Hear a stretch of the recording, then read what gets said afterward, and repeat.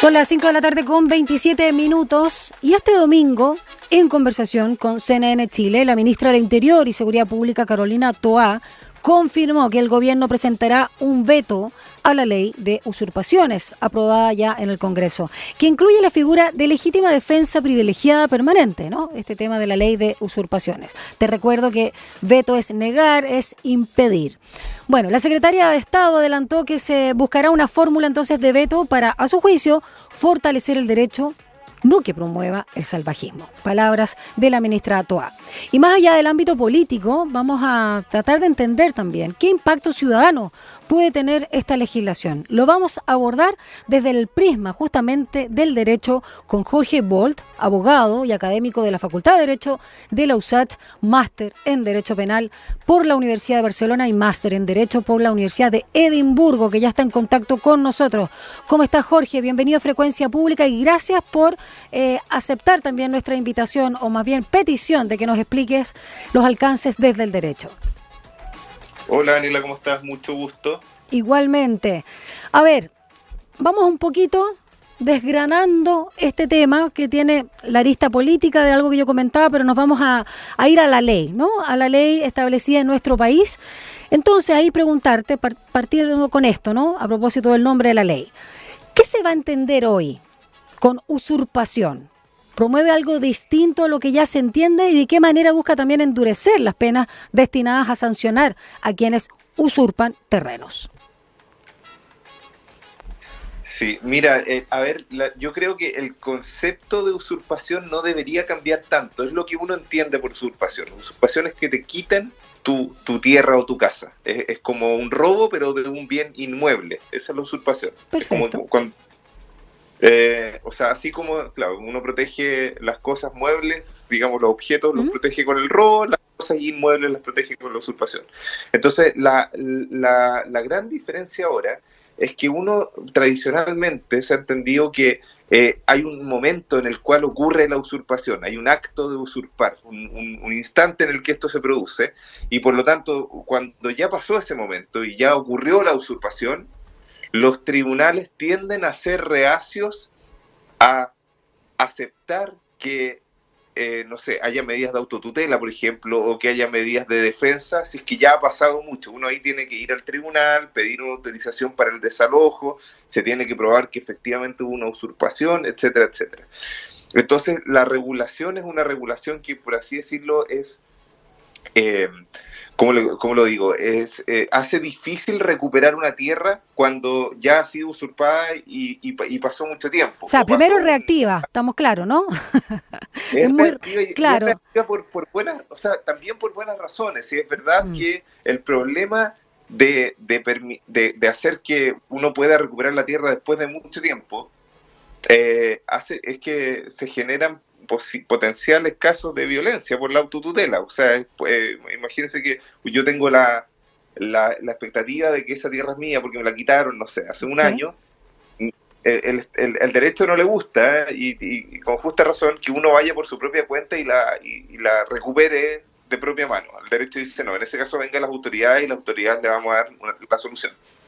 Sí. Ahora, ¿qué pasa con que estamos en un momento en el cual las autoridades pareciera ser que no están dando las soluciones tan rápido como uno las quisiera? Entonces de ahí viene la urgencia de esta ley, de ahí viene la necesidad que está planteada acá. Pero de algún modo esta regulación necesariamente toca otras hebras, y uno tratando de arreglar algo siempre echa a perder otras. Entonces, frente a este problema, lo que se genera es, lo que yo entiendo que es la reacción del gobierno en esto, que quiere vetarla, es que se abre puerta para que potencialmente existan casos graves de violencia entre particulares. O sea, podría ocurrir que alguien, por recuperar su tierra, vaya violentamente a sacar a otra persona, y eso ya estamos entrando en un terreno que es peligroso, el terreno de la autotutela.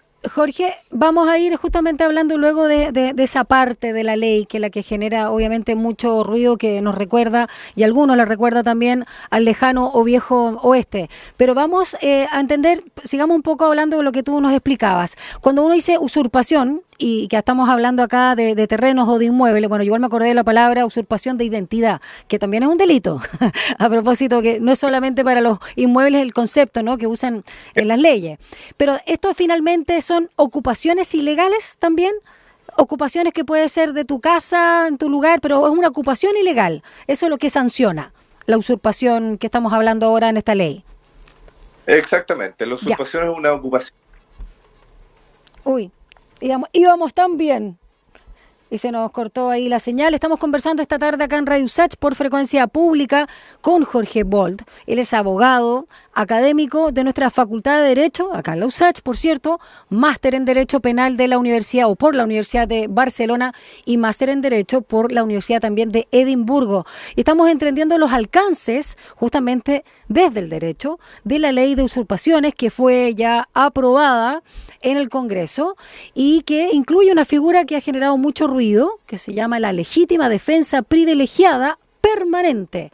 Y justamente es lo que quiere vetar el gobierno, y así lo explicó la ministra del Interior y Seguridad Pública, Carolina Toa. Vamos a reconectar, vamos a volver a llamar. Algo pasó ahí con la comunicación por teléfono con Jorge Bolt, y nos estaba explicando, claro, que la usurpación básicamente se refiere, en este caso, no cambia el concepto de esta ley con lo que se entendía antes, que se quita, ¿no?, o se ocupa ilegítimamente, por supuesto, o se priva de un derecho real inmobiliario, de pertenencia, ¿no?, ajena. Y ahora creo que nos explique un poco el tema también de la violencia. Cuando está presente la violencia, las amenazas, el engaño o los abusos de confianza, que son distintas formas. Jorge, ¿estás ahí? Sí, aquí estoy. Muchas gracias. Algo falló. Algo pasa, sí, no te preocupes. Muchas gracias por permanecer o estar a nuestra disposición por este ratito, así que te agradezco. A ver, quiero ir al fondo sancionatorio a quienes usurpan con violencia. ¿Es el mismo fondo a lo que usurpan sin violencia? ¿Existe el acto de usurpar sin violencia? Claro, pero tenemos ahí que entrar en distinciones. O sea, la usurpación violenta es, digamos, lo primordialmente castigado por el derecho penal. Ya. La usurpación no violenta también se castiga, pero tiene una sanción inferior. O sea, para la ley es relevante la violencia. Perfecto. ¿Y cómo se manifiesta? ¿Cómo hay distintos grados, tú sabes?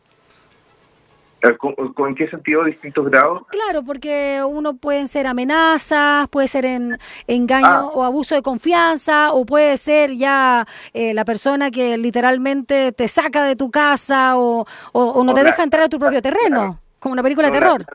La violencia es tradicionalmente física, o sea, implica algún tipo, a lo menos, de intimidación hacia las personas que están adentro.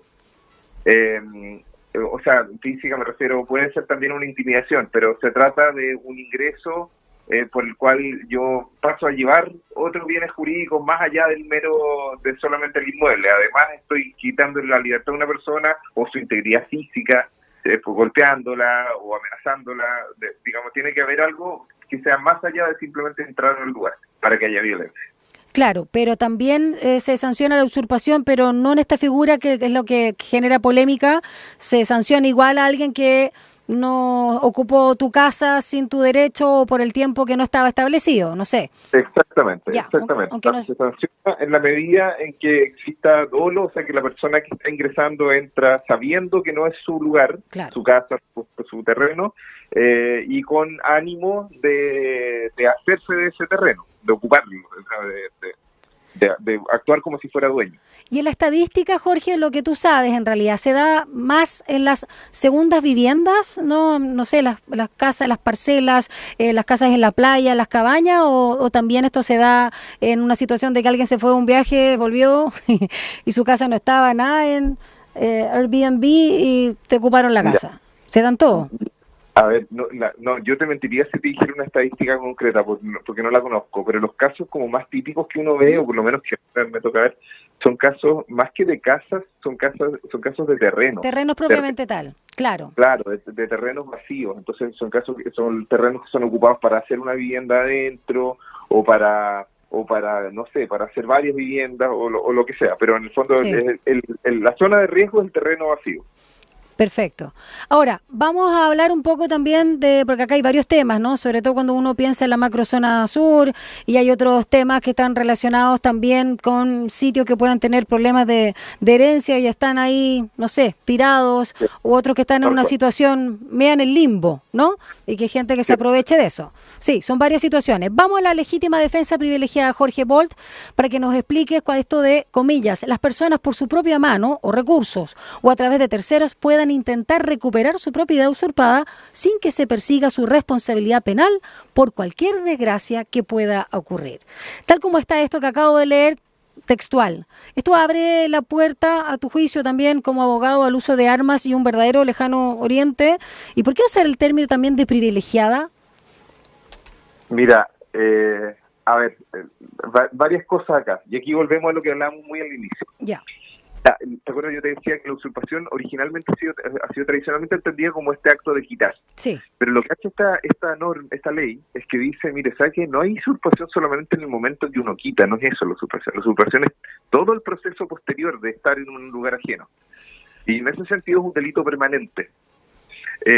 Tal como el secuestro, por ejemplo. El secuestro es el clásico caso de un delito permanente. Hay delitos que uno comete una vez, por ejemplo, el homicidio, el robo, uno quita o uno mata, qué sé yo, ocurre en un instante, digamos, hay un momento en que ocurre ese delito. Sí. Y hay otros delitos que se producen, como por así decirlo, extendidos en el tiempo, y durante todo el tiempo que eso ocurra, ese delito se está cometiendo. Por ejemplo, en el caso del secuestro, si yo hoy encuentro una persona secuestrada, yo puedo decir ese delito se está cometiendo en ese momento. Entonces hay flagrancia respecto al secuestro y yo potencialmente podría tomar medidas para evitar que siga ocurriendo ese delito, y eso sería lícito, sería una especie de legítima defensa eventualmente.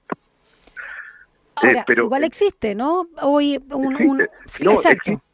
existe por eso, es que por eso pongo el ejemplo del secuestro. Porque con Delito el ejemplo del flagrante, secuestro, claro, en este caso de robo. está bien, es lógico, está bien que exista. Ya. El tema es con la usurpación, porque con la usurpación lo que dice esta norma es, ¿sabe? Que la usurpación no la vamos a entender como un delito de ejecución instantánea en un momento. La usurpación también es un delito permanente, eso dice esta norma. Por lo tanto, y esta es la consecuencia lógica, si es un delito permanente, entonces se está cometiendo durante todo el tiempo de la usurpación. Por lo tanto, el mismo derecho que tengo yo de repeler a quien quiere quitarme mi casa, lo sigo teniendo incluso cuando ya me la han quitado. Ese es el truco de esta norma. O sea, se entiende la lógica que está establecida, claro. Entonces, como atendido que el delito es permanente y se sigue cometiendo y yo puedo recuperar mi casa en cualquier momento, entonces hay legítima defensa también cuando yo voy a recuperar mi casa, porque es un caso en el cual se está cometiendo el delito. Esa es la lógica de la norma. Ahora, esto es súper peligroso, efectivamente. O sea, yo creo que aquí estamos pisando huevos con qué es lo que realmente queremos regular. Porque una cosa es que yo pueda repeler a gente que venga a quitarme mi casa en un momento determinado y se esté metiendo, qué sé yo. Otra cosa distinta es que yo vaya por mi propia cuenta sin ir a la autoridad, porque de eso se trata la legítima defensa, de defenderse violentamente sin necesidad de apoyo de la autoridad, cuando lo que estoy haciendo es recuperar un terreno que me han quitado. Entonces, los intereses en juego son, por un lado, tenemos una reacción lenta de la autoridad. O sea, que me quitan mi casa, por supuesto que eso es injusto, y si me voy a demorar 5 años en recuperarla, eso es muy injusto. Pero por otro lado, ¿qué tanto estoy dispuesto a correr el riesgo de que exista un episodio de violencia entre privados porque yo estoy facultando a que una persona vaya y saque con sus propias manos a otro del lugar que está ocupando? Se entiende, sí, se entiende. Y el tema de la legítima defensa privilegiada, Jorge, ¿sabes a qué se refiere ese como apellido? Sí. Lo que pasa es que, a ver, la legítima defensa sin apellido es una causa, técnicamente es una causa de exclusión de responsabilidad penal, una causa de justificación. Entonces, consiste en lo siguiente: si a mí, voy a poner ejemplo de fuera del ámbito de la usurpación, si a mí alguien me viene a golpear o a matar, y yo para defenderme lo mato de vuelta, técnicamente yo cometí un delito de homicidio porque maté a mi agresor. Sí. Pero la ley dice, atendido que usted se estaba defendiendo, y esa defensa es legítima porque, no sé, usted actuó proporcionalmente, estaba siendo agredido, usted no había provocado esa agresión, entonces su homicidio no cuenta como delito. porque usted se estaba defendiendo. Eso es una legítima defensa. Y esa es la legítima defensa sin apellido, como paradigmática. Cada vez que uno tiene una regulación de legítima defensa, digamos, con algún componente especial, con algún componente que vaya más allá de este caso paradigmático, generalmente uno le pone ese apellido, le dice privilegiada. Claro. Se discutió mucho hace poco por la regulación nueva del uso de fuerza por parte de carabineros, por ejemplo. Sí. Y ahora, o sea, la razón por la cual que tendría este apellido de privilegiada es porque la persona que va a recuperar su terreno no está siendo agredida, digamos, físicamente a lo menos. O sea, no está recibiendo una agresión personal. Hay otro tipo de agresión. Me quitaron mi terreno, eso también es una forma de agresión, pero no es una agresión inminente que está ocurriendo ahí en el momento. Ya ocurrió, la persona ya está adentro. Entonces, si yo le doy legítima defensa al que va a sacar a la gente que le tomó su casa, esa legítima defensa uno le pondría el apellido de privilegiada en ese sentido. Ahora, no es un término muy técnico, no es un término como que la ley utilice mucho ni nada, es como medio informal. Debería llamarse permanentes, entonces, por la lógica de tú lo que me explicaste, pues, la legítima defensa permanente en este caso, para la ley de usurpaciones. Es más lógico que privilegiado. ¿Perdón? Es que es más lógico, según el raciocinio que tú nos explicaste de lo que se entiende, el contexto, y por ende, en cuanto a que como el secuestro se da, es un delito que permanece, debería llamarse así, pues. Pero bueno, le vamos a escribir para que lo cambien. Jorge, por último, para ir cerrando, a ver, está dentro de las atribuciones constitucionales entonces que el Ejecutivo, el Gobierno, no presente un veto a lo probado, pero la ministra Toá habla de dejar lo bueno o sacar lo malo, o sea, editar. ¿Se puede podar un texto de ley de esta manera una vez que se ha vetado, sacar solo lo de la defensa privilegiada, por ejemplo? Sí, se puede, y hay un trámite legislativo que se sigue ahí, que esto vuelva al Congreso, el Congreso tiene que volver a revisarlo internamente y eventualmente puede aprobar el veto presidencial. Esto pasó recién hace poquito con la ley de delitos económicos, no sé si te acuerdas. Sí, tú hablaste de eso. Hubo también un veto parcial, volvió al Congreso, el Congreso lo aprobó y se aprobó finalmente con el veto. Y el veto no era total, era solamente una parte. Así que sí, no es una novedad en ese sentido.